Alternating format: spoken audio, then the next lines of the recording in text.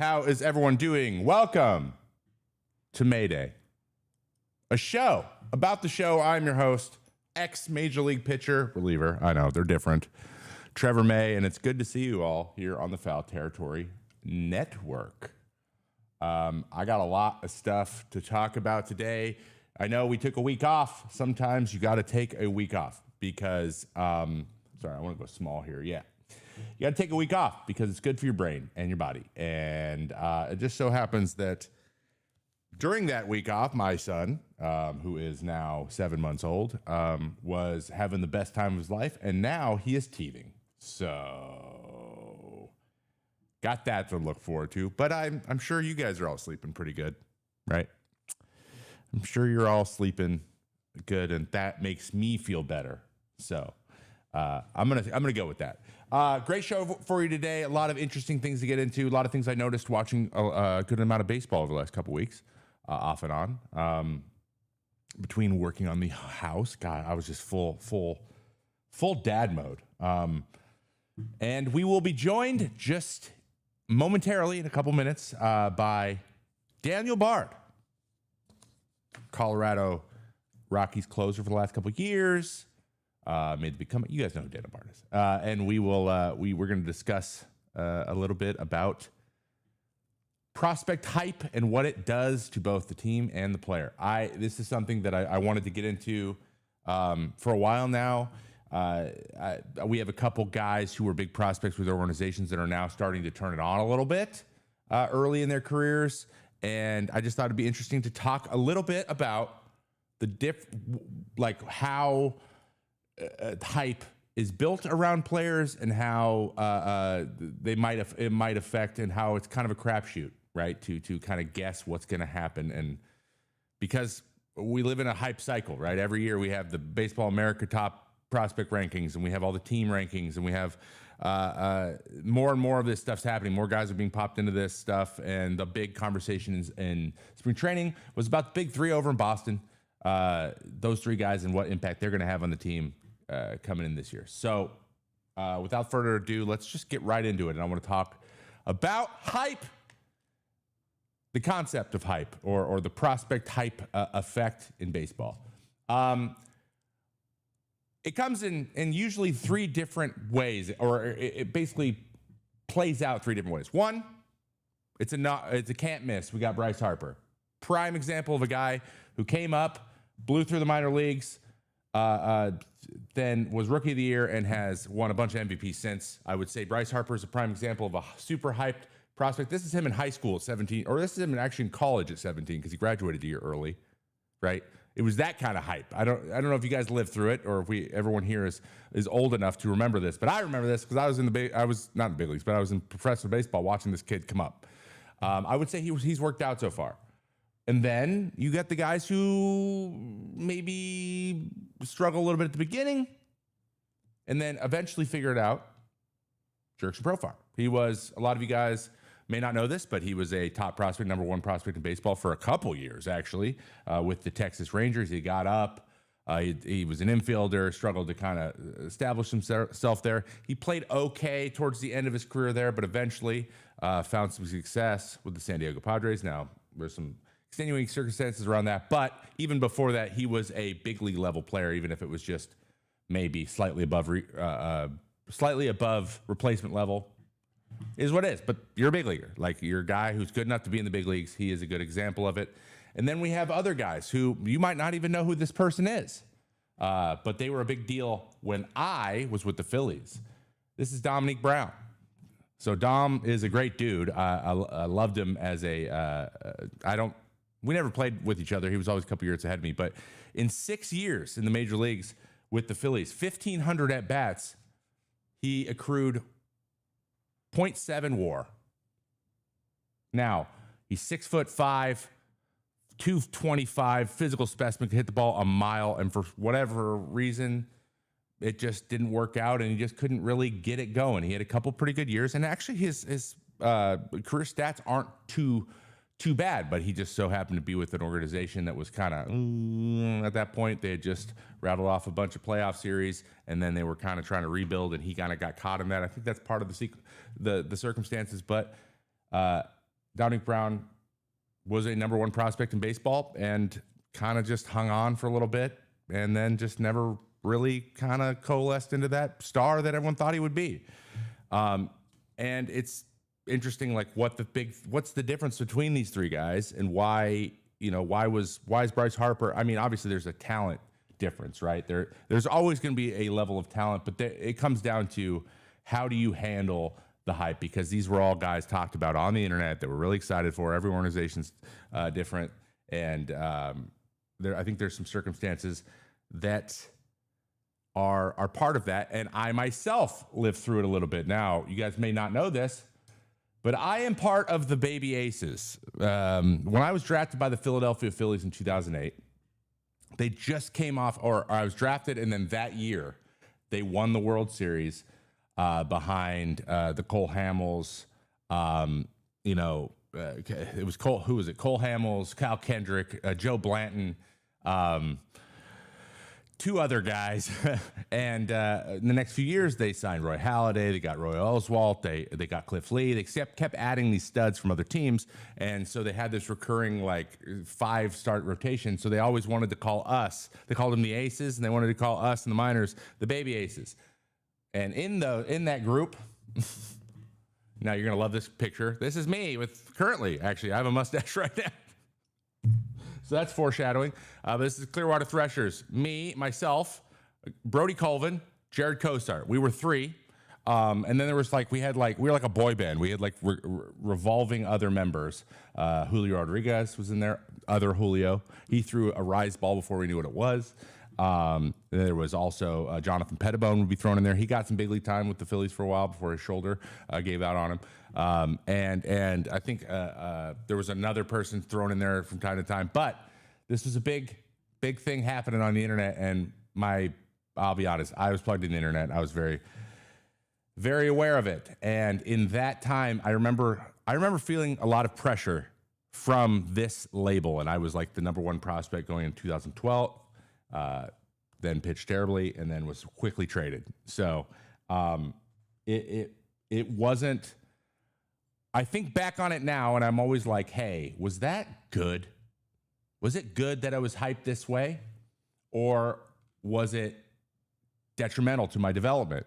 And at the end of the day, I think it depends on the guy, and this is something that I'm going to get into it with Barty here in a moment, is the types of things that traits that guys have that maybe represent someone who could handle hype a little bit better than others. Me, for example, I always put the big leagues on such a high pedestal. I know I am an anxious dude and I'm a people pleaser and I just want to prove myself all the time.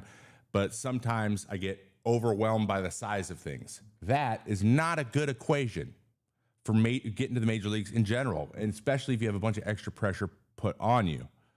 Okay, we see a lot of this happening with discrepancies in how guys are performing as well. Jared Kelenick's a great example. He was just sent back down to AAA, to Gwinnett for the Braves. Ronald Acuna Jr. is the opposite. He was highly touted, got up, and was immediately good. I think when it comes to hype, it's one of the biggest factors is up here, and it's hard to quantify. But guys like Bryce Harper knew he was going to be an all-star from the moment he was 12. Now that could put a lot of pressure on you, and if you get hurt or something, it's hard to come back from that. Fortunately, he never did. But that inherent confidence he's carried with him, right? But the problem with that is if you stumble, you're running so fast. I think about it this way. You're sprinting so fast that and a small pedal trips you up. Sometimes it's hard to get up and get back to that speed. So sometimes it's good to go under the radar to allow yourself to grow as a player. So there's two guys right now that I think one is more of a close situation. Maybe if you're not a big fan of this team, you weren't probably as aware of him as others. And then we got the one that was a big deal for the whole league, and they're currently playing much better than they did in their rookie seasons. And at the end of the day, when it comes down to it, no matter what kind of brain you have up here, sometimes it just takes more time.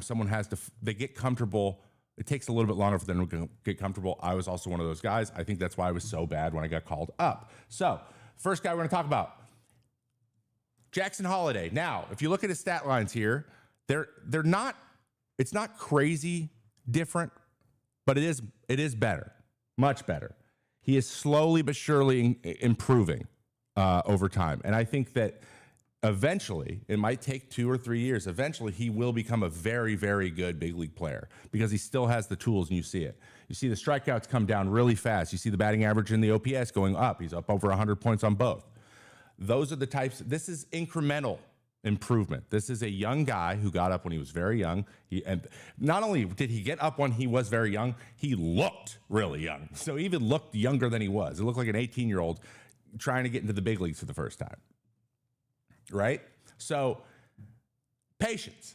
Now, he got a lot of flack because he struck out like every at-bat when he got to the big leagues. A lot of hype. His dad's Matt Holliday. His little brothers might be a one of one as well, one overall. Like, there's a lot of, like, I got to live up to my name here. And I don't know him personally, and I don't think he's ever said anything publicly about this, because why would you? But that definitely was part of it. And baseball's so heavily, like, attached to luck as well that you might just get unlucky as well, and then it feels like you're not as good as you thought you were, and that could be hard to overcome, especially over when you're in such a big spotlight. But I'm glad he's back up, and I'm glad he's improving. Another guy that I played with in his rookie year, Tyler Soderstrom, your current, well, he's no longer leading the major leagues in home runs, I don't believe, because of Suarez, but he's got 9 homers this year. And my God, those statistics are getting so much better. Let me give you some of these. He's hitting .292 with a .970 OPS and 9 homers. I mean, this was stats up to Saturday, by the way. But his rookie year, 2023 with us, I mean, I know the A's weren't being very closely watched by anybody, but like he was really struggling. He struggled to put the ball in play. Like he was just rolling over or striking out. It was a tough look. And I knew he was getting frustrated. It was very clear this kid knows how to hit. His playing time is getting a little spotty to him. Like if you play him every day, he's going to be good. And look what's happening. He's playing every day, and he's comfortable, and he's gotten his feet wet, and now he's turning into the hitter that everyone thought he could be. This kid was a huge prospect with Geloff when they both came up. They were the 1 and 2, or I think 2 and 3 prospect in the organization.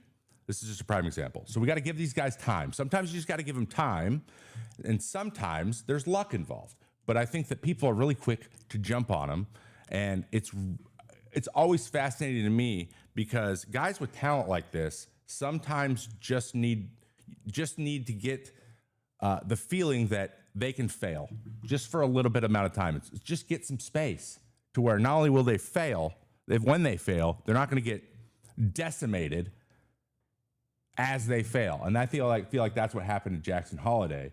And it's just like he was getting buried. And the only way to prevent this from becoming lasting damage where his confidence is hurt forever in the major league level was to send him back down to AAA. They did the same thing with Sodi last year, and now he's here and he's hitting absolute tanks, which I love to see. So, without further ado, I'd like to bring in our guest today, Daniel Bard, currently. Okay.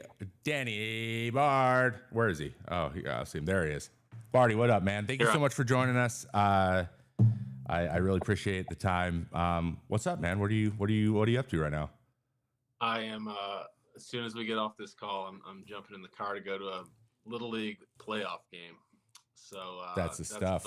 Most of my life right now. Yeah. I mean, I can't wait. I can't wait for that to happen. Just get me past the teething. I was talking about that earlier. I got to get past teething. Fortunately, I think I'm in for a tough road here at the beginning. Well, Barty, I know that, for those of you who don't know, I had Barty on the Cut on the Diamond pod. We got to get into depth on the mental side of the game, a lot of the work you've done, even the book you're working on in behind the scenes. Any updates on that? Do we have a date yet, or are we still kind of working through it? A bigger process than I would imagine, but we're getting there. It's one step at a time. That is what I hear. Okay, so you've done a ton of work on the mental side. We went into depth. You guys should check out that episode if you haven't yet. But I want to pick your brain because we're talking. I've been looking at these young guys that, with the nature of the internet now too. Hype is just crazy, right? Even more so than when we were coming up. And you're a guy, I think any ex-player that I could think of that would have a good perspective on this, it's you. Coming up as a hyped prospect, what are some of the negative effects you think having that awareness and then getting to the major leagues? How much more pressure could be put on that guy than the guy who maybe wasn't expecting to get up or nobody knew who he was when he got up? Yeah, no, it's I definitely felt it. It was a different environment. This was 20 years ago, when I got drafted 19 years ago. So um, it's changed a lot. We didn't have social media, thank God. But we did have, and I came up with the Red Sox, who their fan base is obsessed with their. Sorry, I got. There he is. Their fan base. All right, I'm hungry. we'll get you some food. Get that kid some food. All right, guys, give me a minute. We got a future Sox right there. There he is. The next one's right there, full unis already. That's awesome. El Prospecto. So yeah, I mean the environment was way different, but coming up with the Red Sox, they have an obsessive fan base. So like, the fans knew who I was. People just relied on Baseball America, and shoot, that was about it. But there was enough fans, I guess, that kind of paid attention to those things. That it was, you still felt it. You felt it coming up. You felt it. The autograph seekers hitting you up in the minors, and yeah, I mean, kind of everybody knows who got the signing bonuses. It's kind of hard to keep it a secret. And you think that puts maybe a little bit more pressure on not only getting there, but like the speed at which you get there, and then once you get there, to establish yourself faster than other people? Yeah, absolutely. I think I felt it. I think there's guys who are able to kind of block it off and take the pressure and the notoriety and the money that you just got and kind of put that aside. Hey, I'm still just a baseball player and I'm going to go do my job. I didn't find it that easy. I found it as, okay, people know who I am. They gave me this chunk of money and I'm expected to go do really good things. And it's not that easy. And, you put the pressure of trying to be perfect or trying to live up to that hype as quick as possible, especially when you see guys in your own draft class, like kind of passing you. And you're like, oh, they picked me ahead of him. I'm supposed to be better than him.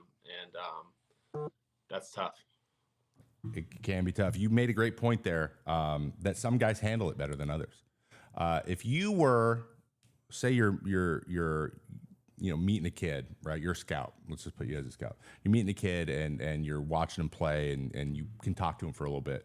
What are some of the things that you think, and I have a couple opinions myself on this, but what are some things that you think maybe are indicators of a kid being able to block that stuff out, maybe be a little bit better at putting that in a box and going out and playing? What types of things would you want to see?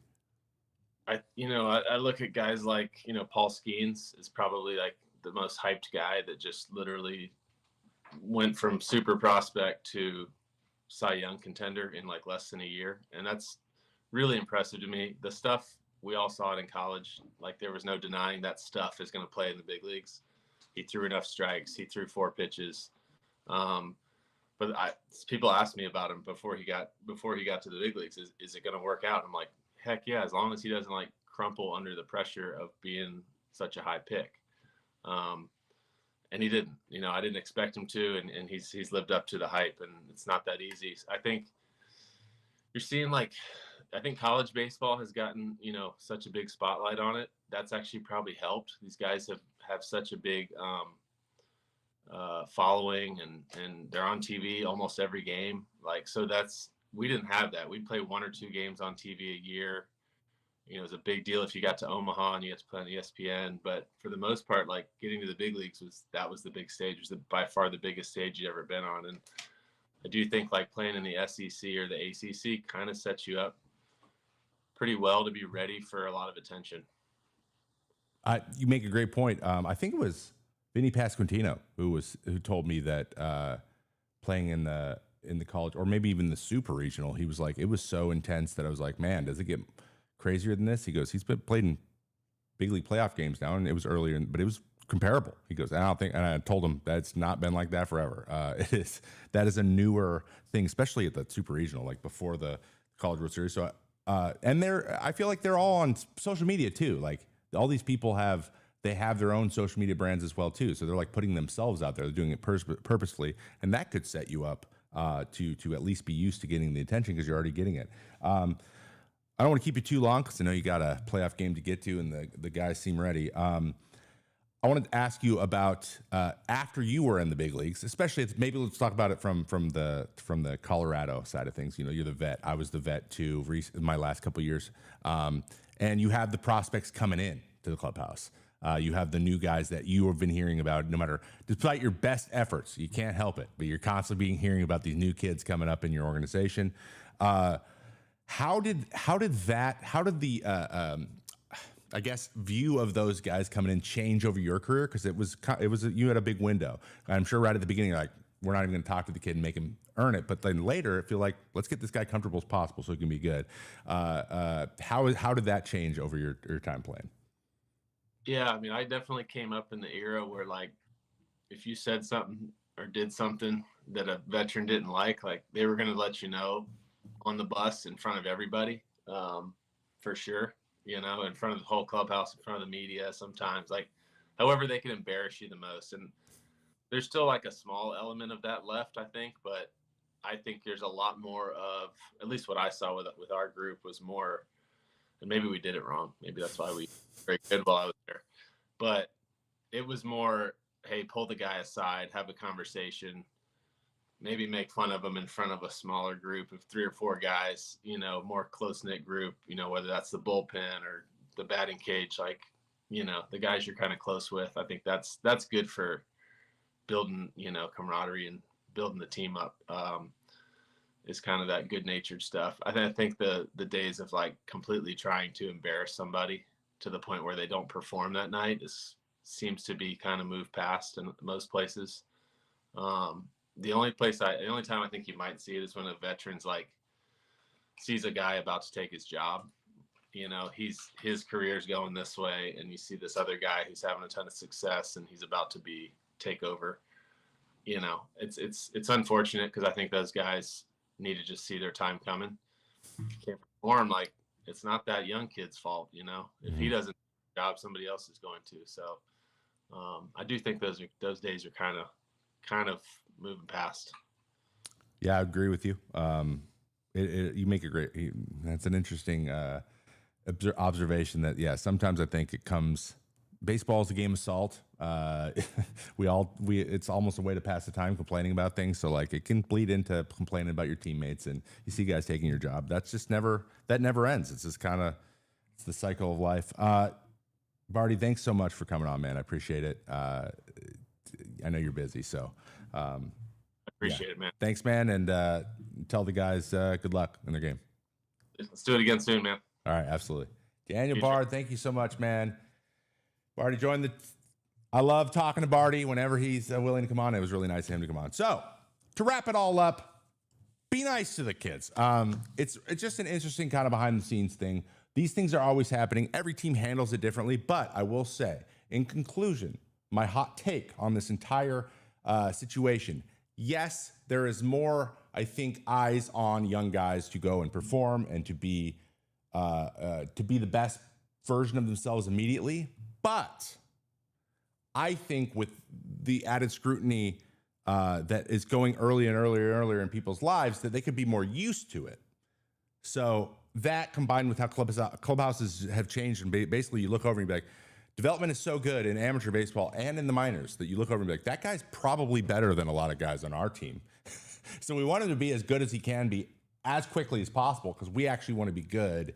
And so I think it's a net positive, and I think we're going to see more guys that are hyped pan out closer to their potential than the other way, even though it seems logically that it could go the other way. And yeah, that was just on top of my mind, man. That picture of me with a mustache just got me thinking about it. All right, before we move on, I got a couple housekeeping things. I just want to say thank you, everyone. 100,000 subscribers on Trevor May Baseball. Round of applause for me and you. I appreciate you guys. It's very I don't know. It's just really, really cool.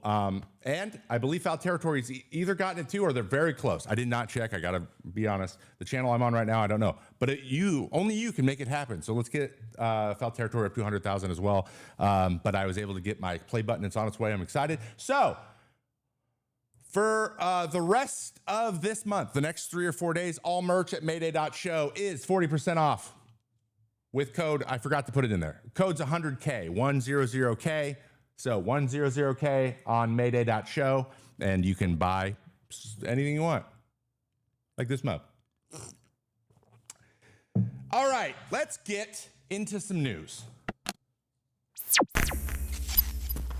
All right, let's get into some heckin' news. Quite a few things happened here going into the final week of spring training as we get ready. News. I'm going to try to develop my skill at getting quickly through these things and just hitting them.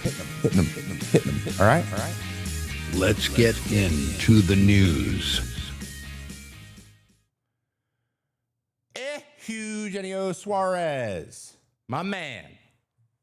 4 home run game in a loss. Who would have thunk? I think the against the Braves. So in a 8-7 loss, Atlanta Braves in 10 innings. Arizona Diamondback third baseman Eugenio Suarez hit 4 homers. And then they lost. The last one to do it, JD Martinez, also a Diamondback in 2017. There have been more perfect games in MLB history, 24, than 4 home run games, 19, which is pretty insane. Though he was only hitting 167 with 6 home runs going in, he now has 10, and he is now leading the major leagues in home runs. So, though he only has 19 hits and 10 of them are home runs, doesn't matter what you do if you got that many pumps, bro. So, congratulations to him. Huge comeback win for them, or not comeback. No, huge, not comeback. It was a huge comeback when he hit the last one off the closer. But then they ended up losing the game. That stinks. But one thing they could have done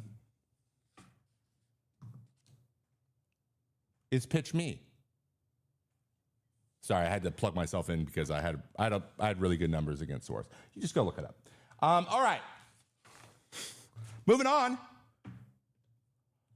This is Heliot Ramos hitting a squibber back to the pitcher, overthrowing first. Jake Berger dives out for it. Heliot Ramos is really confused. He doesn't know if he's going to stay on second. He tries to go for third. This is one of the biggest nightmare plays in the 9th inning, and he ends up scoring the winning run, and the game is over on the first pitch of the inning. And once again, Luke Jackson's out on the mound like, dude. A little league home run to win a major league game. Pretty insane. Really, really ugly for the Rangers, though. Hate to see it.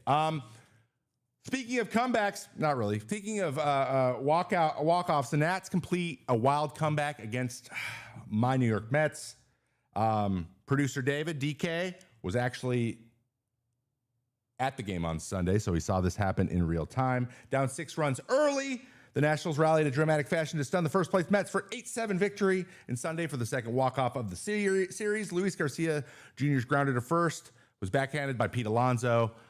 A poor throw to Ryan Stanek turned into, well, not quite mayhem what we just saw, but close. And they ended up completing the 8-7 return or comeback to win the game, to take the series from the Mets. It's their 4th comeback win of the season and their 2nd walk-off win over the Mets in the same series.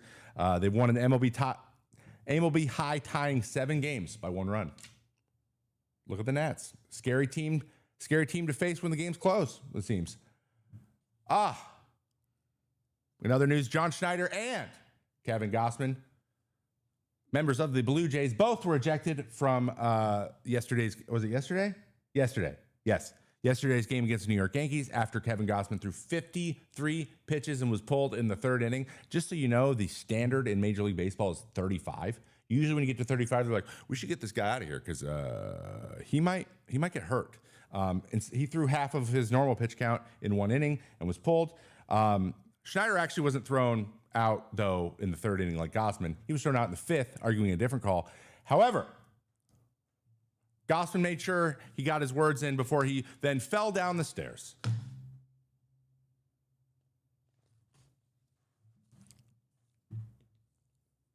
So that happened. Hey, those Yankee Stadium stairs are scary. And also, there's a little like lip that I've hit my head on before. So it's funny. He was looking too. And then I don't know. I don't know what to tell you. In more news, more Jarren Duran news, which this one pissed me off. So I might stay on this for a second. But a fan was ejected in Cleveland for taunting Red Sox Jarren Duran about his mental health issues and his attempt on his own life that he admitted to or confessed to on the Red Sox Netflix documentary series. Duran said that a fan in front row near the Red Sox dugout in Cleveland said something inappropriate to him after the All-Star fielder flied out in the 7th inning when they were up by 10, which is ridiculous. Duran stayed on the top step, glared at him, and the guy kept yelling at him to the point where everyone around him was like, dude, will you relax? Like, there's no call for this stuff. Evidently, allegedly, he said, you know what? Yeah, we're gonna use that today. Allegedly, it was a hey, you should have gotten the job done or something similar. We don't condone that, but I will say, in order to approach, first of all, in order to heckle a big leaguer about anything, just yelling into their face is one thing, right? That is completely, I would say, to a point, it's like whatever. Like, it's not my style. I don't like to just yell at people for no reason because they play sports. But to yell something like that is maybe one of the biggest loser behavior things I've ever seen. This dude should just, not only should he just not go to baseball games, he should just like not really be talked to very much by many people. There's no excuse for that. There are consequences to your actions. F around and find out, I guess. But get that guy out of here. Never want to see him again. There's huge laundry list of things you can yell at players. Just pick one of the normal ones, you dork. Save it. Anyway, got him out. He tried to run away because, of course, he did because he's a loser, and eventually was kicked out. So hopefully justice was served. But still, want to say it one more time. Jarren Duran saying that publicly, that he went through those things and he did the things that he did, is courageous, and I commend him for it. Last couple things. More injuries for the Dodgers, but does it matter? Not really, because they have 1,000 starting pitchers, but Blake Snell remains in the IL for the shoulder issue, and Tyler Glasnow has now left 2 starts in a row early. That is not what you want to see, especially from a guy who's trying to throw more than 131 innings for the first time in his career. But I think they're going to be okay. I'm also buddies with these two dudes, so I really, really want them to be healthy and feel better. But you hate to see this type of stuff happen, especially with the amount of money. This guy was paid in the offseason, and then this guy has those big goals, and these little things keep happening to him. I wish that he just felt better more often. Devin Williams out of the closer role already. We are still in April for the New York Yankees. He is rocking an 11.25 ERA with the career worst marks in strikeout rate, 18%, whiff rate, 24%, and walk rate, 15%, in 8 innings across 10 appearances. He is really struggling. Aaron Boone says that most likely Weaver will take over most of those opportunities and get Devin an opportunity to figure it out. The problem is no one's mishitting his fastball. His fastball scares nobody. They just sit on the airbender, which is not being located very well. And that's what happens when you're a 2-pitch pitcher. You have to stay nasty forever. But I am not worried about him so much. I think that eventually he will figure it out. And maybe just not having the pressure of being the Bronx closer right away is sometimes you just need that to happen. That said, Luke Weaver has a 0 in 13 innings pitched. So he's also throwing really well. Sometimes another guy just pitches better than you. It's just that simple. I know this is older news, but Ronald Acuna responds to Jared Kelenic watching a ball go off the wall and then getting thrown out second base because he was not running hard out of the box. Nothing was said to Jared Kelenic. It was not brought up. He wasn't benched. He wasn't anything. And Acuna took exception to that because in the past he had been benched for something similar. Now, there's two differences in this situation. One, Kelnick went for second, and he got thrown out. That was more glaring, I think, getting thrown out. Acuna never even had the opportunity to go to second. He was just on first. So it's a different situation. One is much more obvious than the other one in terms of, to stay on first base, you never ever sped up. That's a little bit more, looks worse. Let's just put it that way. That said, it's not really a caveat. It doesn't really change anything. Just wanted to point that out. It's important to make sure we know the context. But he said he went on he went on the internet and said on Twitter, if it were me, they would have took me out of the game. And then he deleted that reply. I believe it was a reply, to Bowman's post, to Mark Bowman on Twitter. And then he deleted that post 1 hour later. Yes, it's kind of crazy. Snitker was like, I didn't see it. So I don't. He seemed like he didn't really care that much, but when your stud does stuff like that, it's just kind of like, dude, we don't have to deal with this, man. I'm sorry. Like, I know there was some stuff in the past about Cunha talking about Freddie Freeman, kind of hazing him too much, and this might be just like a personality thing or an ego. I don't know. There's sometimes egos get bruised a little bit, and that happens. But Ronald Acuna Jr. is their best player, and that cannot be refuted. So, just want to give my opinion on it. I'd be like, hey, Ronald, who cares, man? Who cares? Like, who cares? So, and that's where we're at. All right, we're about to get into our main story, but before that, a word from some good-looking dudes from Foul Territory. Todd, Father, I want to pull a very expensive card out of a pack. Very difficult to do and very expensive. I can't pay for it, okay? How could I acquire that card? Simple. Instead of driving somewhere, you go on Arena Club, go get you a slab pack, and you'll have some of the best cards you're ever going to see. Some one-of-ones, some cards that you want to have and you can't get out of your home. Go right online, check out Arena Club. Yeah, I cannot recommend it enough. And every time you rip a slab pack, Arena Club will make you an instant offer for your card based on its market value. That's right. No guessing, no waiting. Instant offer for the estimated fair market value. You can accept it on the spot. You can use that cash for another slab pack, or you can buy, sell, trade. This platform has it all for the collectors out there. And right now, you can get 20% off your first slab pack or card purchase by going to arenaclub.com/foul and use code FOUL. That's arenaclub.com/foul, code FOUL for 20% off your first purchase. Thank you, Todd, Father, and Scotty. It's pretty cool. Arena Club is pretty cool, so go check it out for sure. The show. All right, let's get into our main story. Mace-plaining is hitting finally catching up to pitching. I bet all the people at home hope so. I don't, but you maybe do. So idea was come from another a great article from The Athletic. It was written by, it was great reporting by my buddy, Saris, Brittany Gurley, and Jen McCaffrey. They're doing amazing work. Go read the full one on The Athletic. Please read the whole article. It's full of little nuggets. I'm not going to give you everything they said because that's not fair. But they did make a very good point. And this is a conversation that Eno and I have been having recently a lot as well. So I thought I would tell you what's going on. And I'll just put it this way. There's some sun on the horizon for baseball. I don't think baseball's dying anymore. Yeah, I said it.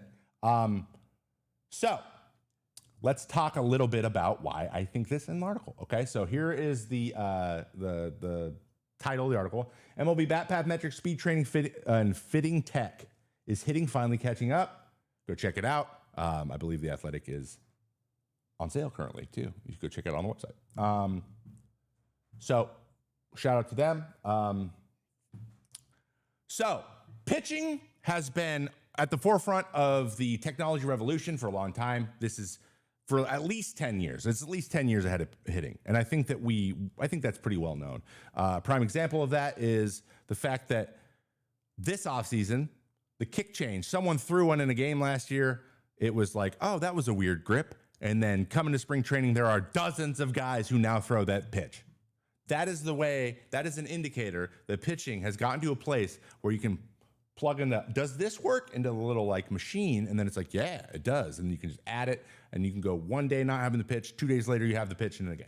Like that had never been possible before. You were just guessing before. Now we know whether or not something is could be good or not quickly. And then it comes down to, can you throw it over the plate, or can you throw it where you want to regularly?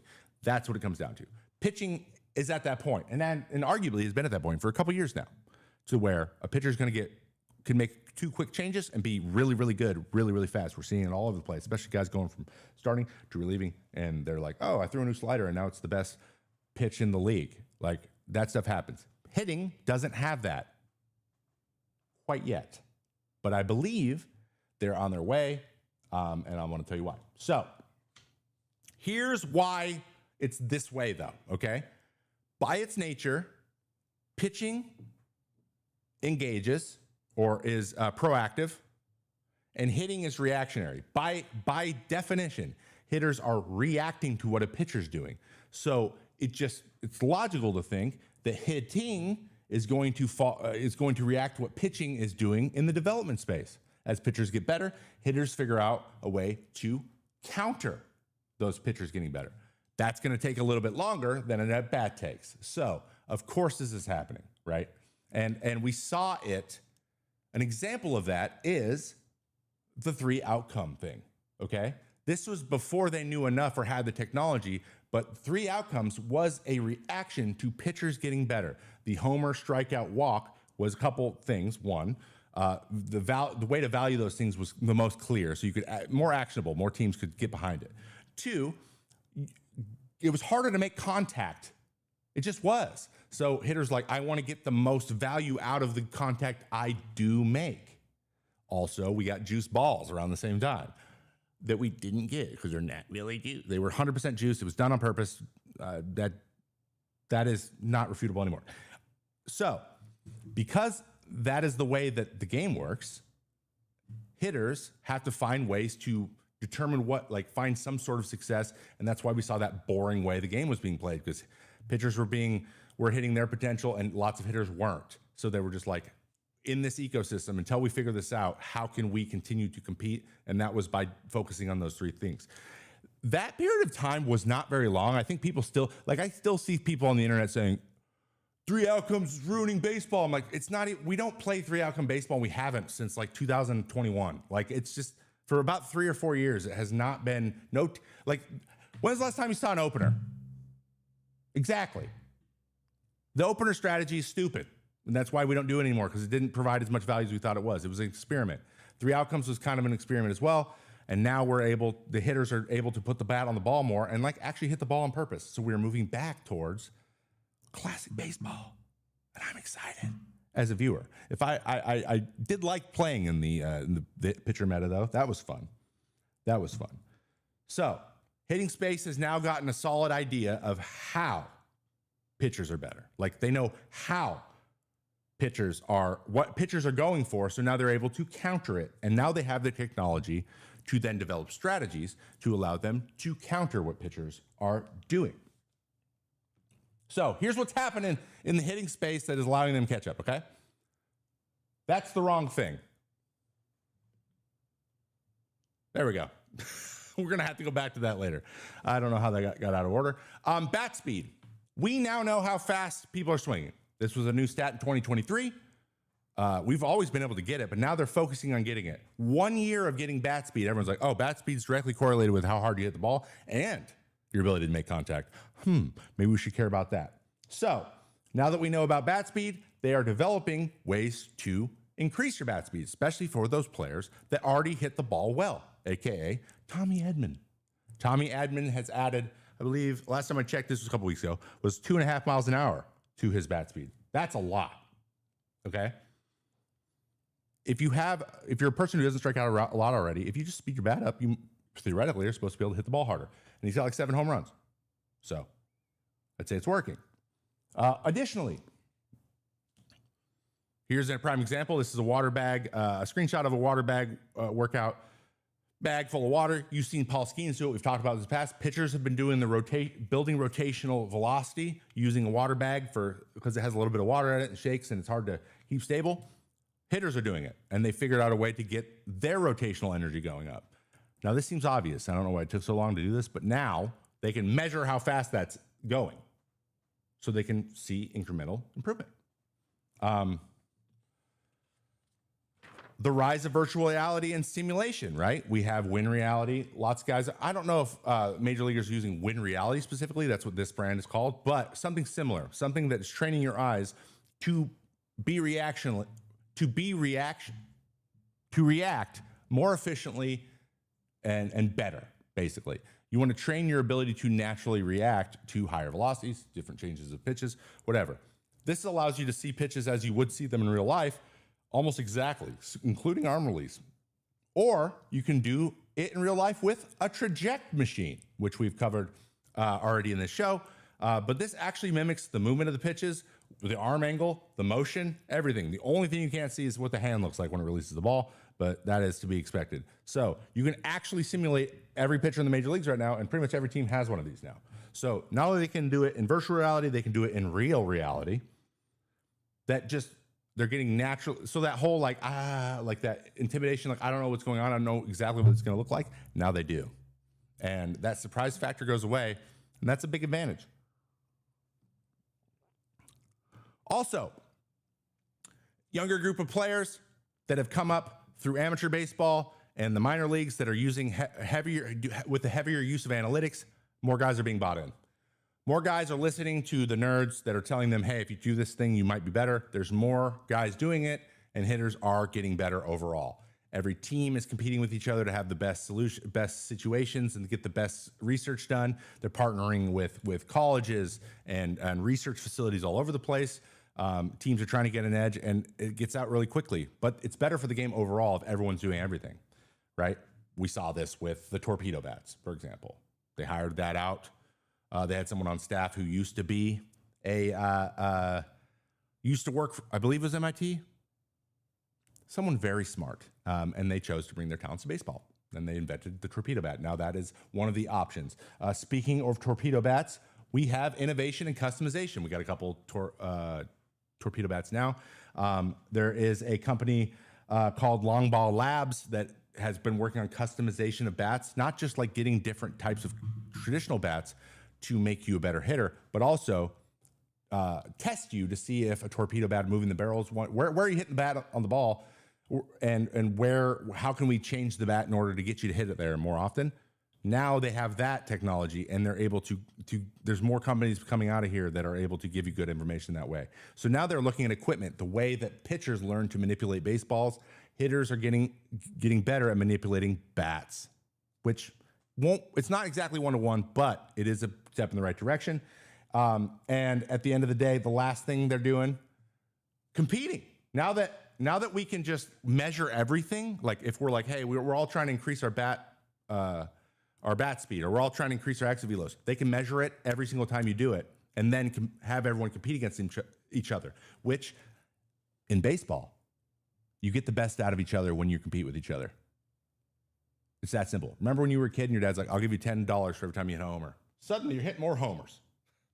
Added incentive makes working hard more fun. And I'll be honest, they hit so much that it used to just be a slog. And you're like, I don't know if I'm getting better. I don't know if this is making me better. Now you know exactly what you are doing to make yourself better. And you have actual data that can tell you, I am improving, which makes you keep doing it. Pitching has had that for 10 years. Hitting is now getting it. Hitting has had it for now a year or two, like real clear information. A lot of hitters we're seeing get better really quickly.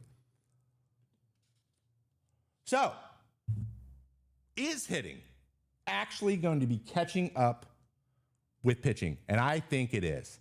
I think by its nature, this leveling of the playing field, these hitters at least, we want hitters to peak and we want pitchers to peak. We want to see peak pitchers against peak hitters. That is the best baseball we can possibly get. And I think we are now entering an era of baseball where we're going to get more and more of these matchups, and it's going to be a lot more fun to watch. On top of that, speedsters, base running, stolen bases, taking the extra base, doing the little stuff. I saw some bunting. We had the Phillies bunt last night with Rojas to try to safety squeeze in Real Muto. Didn't work, but they went for it. We would not have seen that in 2022. They wouldn't even tried it. They would have said, hey, try to hit a homer. Maybe not that either. But he would have just went up there swinging as hard as he could because that's what got you paid. Now guys are able to lean into the skill set that they have, and we don't have to worry about the Billy Hamiltons of the world getting pushed out of baseball because they can't hit the ball farther than 250 feet. You know? And that is a net positive. And now I will say this. I know that a lot of people are going to, maybe in the commissioner's office, will take credit for all the rule changes, though I do believe they have helped. I believe that the tech revolution joining the pitching with the hitters getting the tech revolution as well. I think that is making the biggest impact on the changes in our game now. And I think we're just, I know it's way more fun to be like, everything's bad and I hate it. But this is one thing that is good, that is on the way up. Not a lot of things going up right now. So it's nice to have one. And I'm a pitcher, though I am speaking from I don't have to do it anymore. So anyway, anywho's. All right. That is mace-plaining. And that is hitting finally catching up to pitching? I do believe so. All right. Okay. I hope that made a lot of sense. Or you can just do, I guess, what Helio Ramos did and just like hit a weird squibber and then run. That works. You can do that too. Okay. Really quick before I switch you over to the other side. By the way, if you guys want to watch some Nasty's pitches, I'm not going to be doing the countdown this week. We're just going to go through all of them. I have 1,000 pitches up there. We're going to have a lot of fun. Didn't look at all of them either, so that'll be over on Trevor May Baseball after this hour concludes. But before we go, I want to hit you with a going deep really quick, and we're going to talk a little bit about Aaron Judge and what the difference between him right now is and last year in the playoffs, because I bet you're all wondering. Be right back.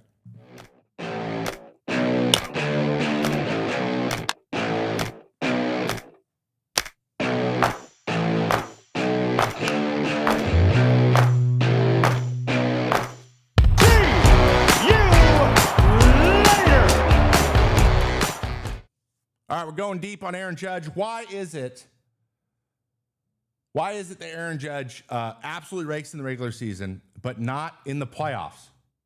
Like, what? Okay, so for example, let's just see if this is actually the right one. This is this year's Savant page. Is this man? What? Yeah, sure, he swings and misses. Man, he's even above average in strikeout rate. The guy has okay. Let's just get into a statistic. This makes me want to throw up. Okay, this is last year in the playoffs. So bear with me real quick because something got out of order here, and I want to pull it up first. So I got to show it to you. You got to see it. All right. Man, this was going so well too.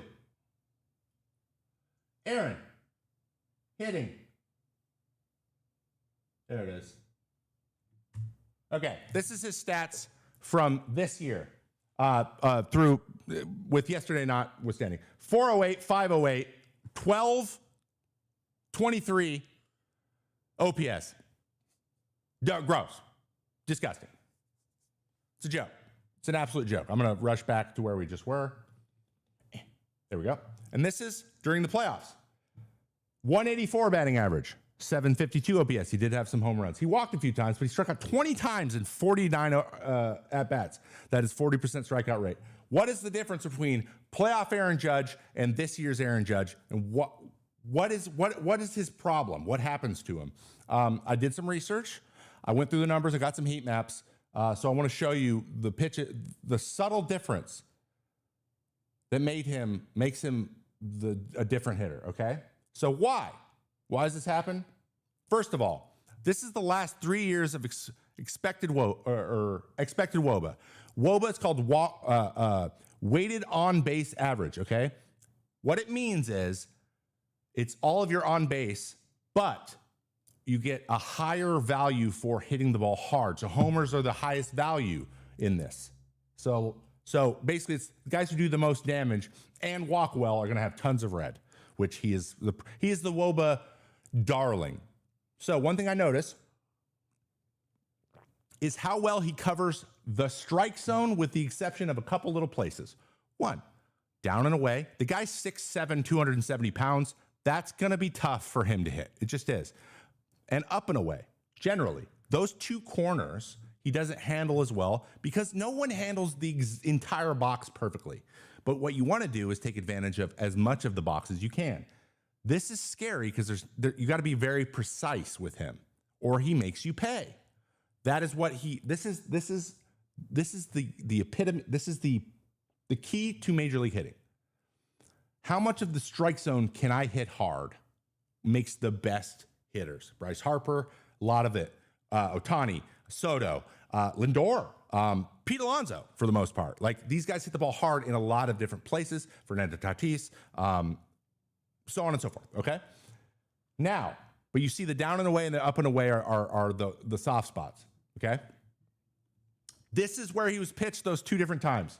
On this right here, this is last year in the playoffs. You see this is where all the pitches were that were thrown to him. Look how much that perfect down and away corner was worn out. Like, look at all the bottom, just in general. Look at all this. This is right on the edge. Like, there's very few pitches being missed in the middle. This year, that's a little bigger. Those are close, but misses. A lot more red in that red zone that I just showed you. Okay? So basically, in the playoffs, he was facing the best pitchers. I mean, he faced a bunch of Cleveland Guardians relievers, right? So he's facing general better pitching talent, and he was being executed against very, very well. Some of that is not his fault. He's a mistake hitter. He's not going to go hit that down and away pitch. If you hit it there over and over and over and over again, you're going to get him out all the time. He might be able to adjust if you just throw the same pitch, but he's just not going to. Everyone has that spot. It's a small spot. You can't hit it every time. It's really hard to do. So you have to be on your game against him in order to be successful. Because if you make one mistake, he just doesn't miss them ever. That's what makes Aaron Judge. But in the playoffs last year, he was missing them.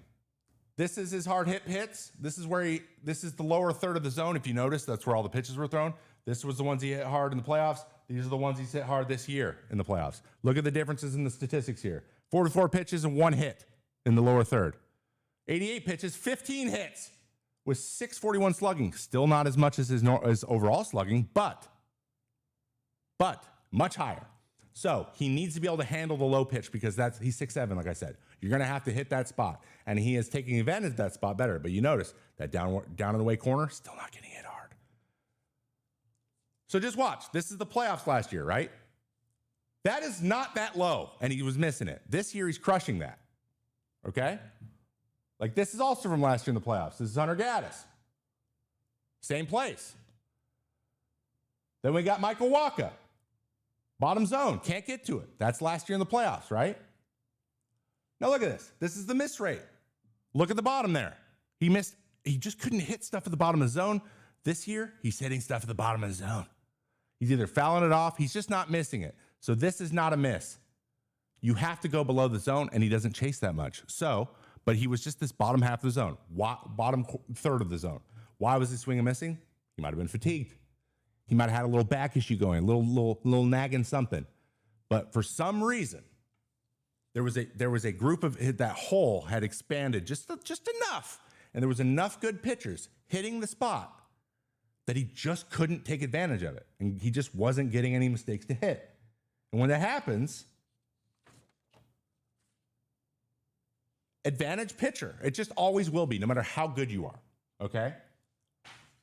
So regular season this year, you're going to notice something. These guys pitching, probably not playoff pitchers, right? These guys he gets on these hits are guys that probably aren't pitching against him in the playoffs. That's the same exact spot that he just missed against Flaherty. Homer. Okay, so quality pitching is going to get better in the playoffs, and his hole is so big that he can't hit the pitch at all, which then probably widens it out More guys throw it there when they notice he's not hitting it. And he's fresher. So once again, where's this pitch? It's down, not down enough. Dead central. Aaron Judge. What a legend. So, all that said, it's about hitting the pitches that you can hit well, as hard as you can. Aaron Judge does that better than anyone in the major leagues. So as long as he continues to get more mistakes over the middle of the plate, not right down the middle, just slightly off of that zone, he's going to hit it out because he's 6'7", 270. I just said the guy was 6'7", 270 3 separate times because it's very important. He is a monster. But Aaron Judge, is he a god? Maybe. But if you can throw down and away and throw a breaking ball, you might be okay. But you probably won't be. Okay. I'm gonna let you go. I'm gonna move you over. We're gonna head over to the Trevor May Baseball channel. If you're on Twitch, hold still. We're gonna take a short break here, and as we swap channels, and I'll see you in just a moment because I have to run to the bathroom. Here we go. Hey, see ya later. Bye.